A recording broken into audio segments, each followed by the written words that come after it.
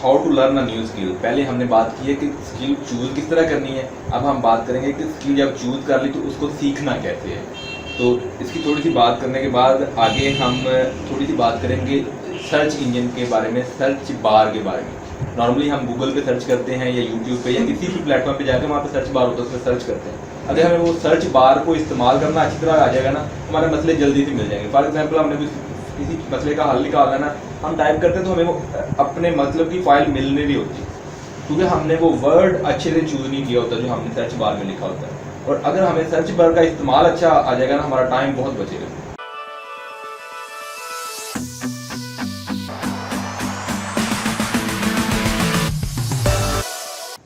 सबसे पहले how to learn a new skill, यानी कि अब जब भी आपने कोई नई स्किल सीखनी है तो कौन सा तरीका अपनाया जाए या कौन से आप पॉइंट्स आप रख लें कि जिन पॉइंट्स पे अमल करते हुए आप वो स्किल सीख सकते हैं। सबसे पहले जो मैंने शुरू में बात की कि गोल सेटिंग। जब आपने एक स्किल सीखनी है, फॉर एग्जांपल आपने ग्राफिक डिजाइनिंग सीखनी है, तो आपने गोल सेट कर लेना है कि 3 महीने में मैंने इसको सीखना है, या 4 महीने में मैंने सीखना है, या 2 महीने में सीखना है। आपने एक गोल बना लिया। ये सबसे पहला और बेसिक पॉइंट है कि कोई भी स्किल आपने सीखनी है, कोई भी काम सीखना है, उसके लिए आप अपना गोल बनाएं। अगर गोल नहीं होगा, आपके पास खुला टाइम होगा, खुला टाइम किसी चीज़ के लिए नहीं होता। जब आपने अपने आप को स्टिक कर लिया रिसोर्सेज को देखते हुए, तो आपने गोल बना लिया कि इतनी देर में मैंने करना है। तो जब वो बना लोगे तो फिर आप उसको नेक्स्ट स्टेप आएगा कि आपने उसको ब्रेक डाउन करना है, उस गोल को छोटे छोटे हिस्सों में तकसीम करना है। फॉर एग्जाम्पल कि हमारा ग्राफिक डिजाइनिंग में जो हमने टूल सीखना है, उसके फॉर एग्जाम्पल 16 टूल है, ठीक है, सॉफ्टवेयर में। और 16 टूल को हम 3 महीने में अगर करना है तो हर महीने में हम 5 या 6 टूल कर रहे होंगे, ठीक है। तो एक महीने में अगर 6 टूल हुए तो एक हफ्ते में हम उसी तरह डिवाइड करेंगे, 2 टूल कर लेंगे, ठीक है। तो बाद में फिर एक दिन में अगर हमने 3 दिन में एक टूल किया तो 3 दिन में क्या क्या करना है उस टूल में। तो इस तरह आप जब ब्रेक डाउन कर लोगे, एक दिन का काम आपके पास या 1 घंटे का काम आ जाएगा, तो आपके लिए आसानी हो जाएगी कि आप उसको किस तरह कंटिन्यू कर सकते हैं।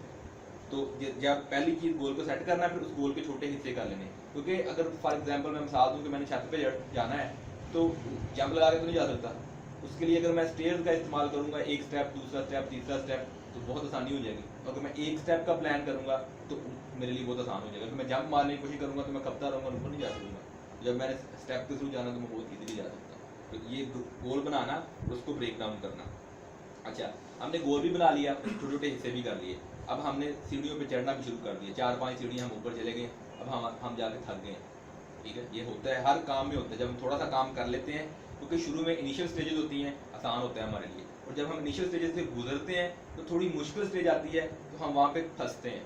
जब फंसते हैं तो मोस्टली लोग गिव अप कर देते हैं, छोड़ देते हैं कि नहीं ये मेरे बात का काम नहीं। उस पोजीशन पे आके आपने नेवर गिव अप का फार्मूला यूज करना है कि कभी भी आपने गिव अप नहीं करना, क्योंकि वो एक क्रिटिकल पॉइंट है। वहाँ से आप गुजर गए तो अब आगे आपके पास आसानी शुरू हो जानी है।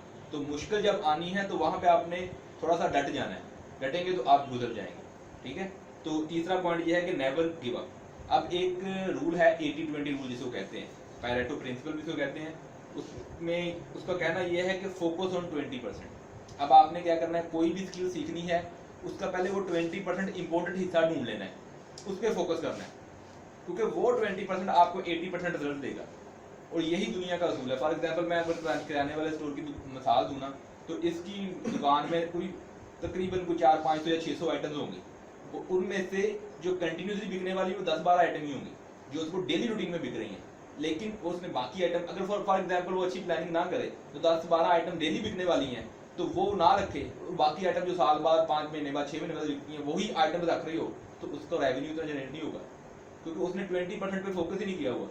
तो हर चीज़ का 20% होता है, उस 20% को ढूंढना, फिर उस पर मेहनत करनी, तो बाकी 80% आपको खुद ही आ जाएगा।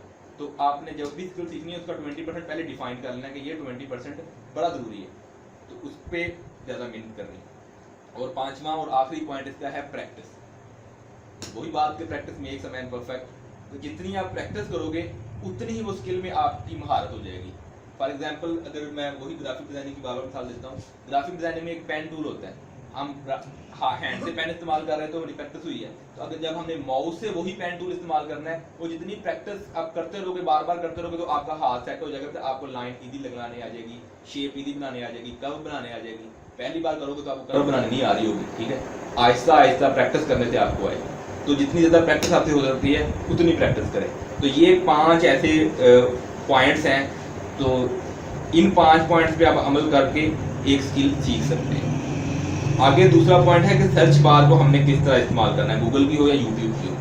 हमने इसका पॉइंट देखा था कि नेवर गिव अप वाला पॉइंट। तीसरे नंबर पे जब हमने आना है तो हमने वहाँ पे फंसना है। फॉर एग्जांपल हमें कोई ऐसा मसला आ गया जिसमें हम फंस गए हैं, अब हम आगे नहीं जा पा रहे, तो तब हमें गूगल का सर्च बार या यूट्यूब का सर्च बार ने काम आना है। हमने वहाँ से जाके हेल्प लेनी है अपने। जब हमें पता होगा ना इस प्रॉब्लम का सोल्यूशन किस तरह ढूंढना है, प्रॉब्लम हमें लिखनी आएगी।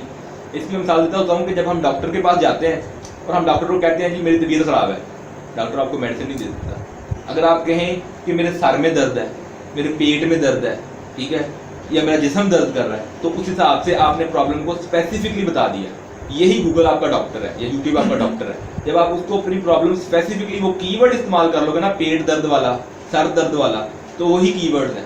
वो जब गूगल को बताओगे तो गूगल उस हिसाब से आपको मेडिसिन देगा, आपकी उस हिसाब से सर्च के मुताबिक आपको रिजल्ट ला के देगा। तो आपको गूगल का या यूट्यूब का सर्च इंजन इस्तेमाल करना आना चाहिए।